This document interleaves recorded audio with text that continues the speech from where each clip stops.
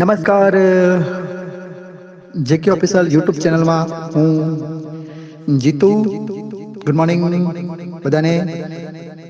આજે 16 ડિસેમ્બરમાં તમારી સમક્ષ હું જીકે કરંટ અફેર્સના ક્વેશ્ચન આન્સર 10 લઈને આવ્યો છું.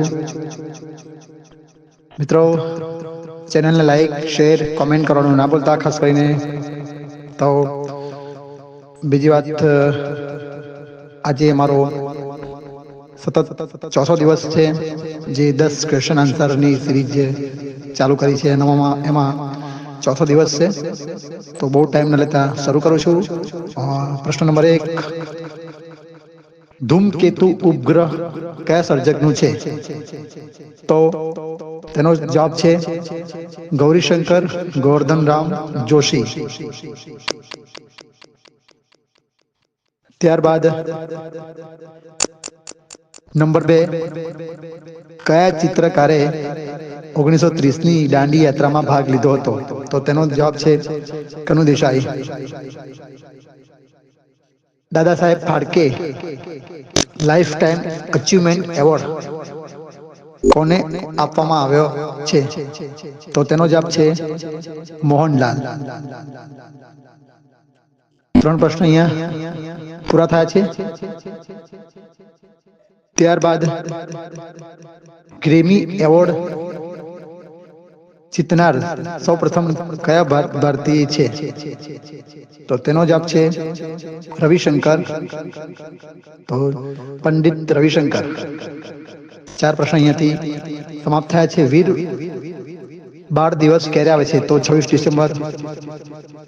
5 પ્રશ્ન પૂરા. નંબર 6, પુત્રવધુ નું સ્વાગત કાવ્ય કવિનું નામ? તો મકરંદ દવે.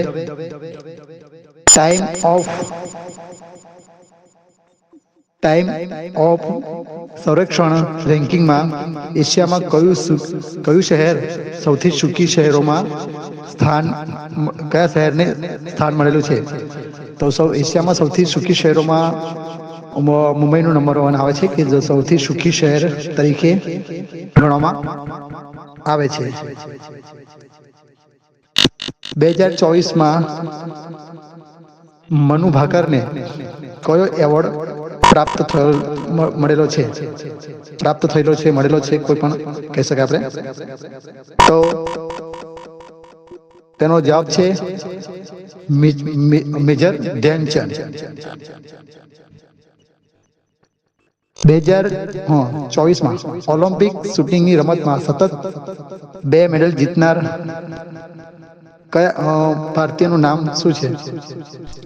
તો તેમનું પણ મનુ ભાકર આવે છે, કે 2024ની ઓલિમ્પિક શૂટિંગની રમતમાં સતત 2 મેડલ જીતનાર માત્ર એક ભારતીય છે. છેલ્લો ક્વેશ્ચન, ઓલિમ્પિક શૂટિંગની રમતમાં સૌપ્રથમ ગોલ્ડ મેડલ જીતનાર કયા ભારતીય છે? તો તેનો જવાબ છે અભિનવ બિંદ્રા. તો 10 પ્રશ્ન અહીંયાથી પૂરા થયા.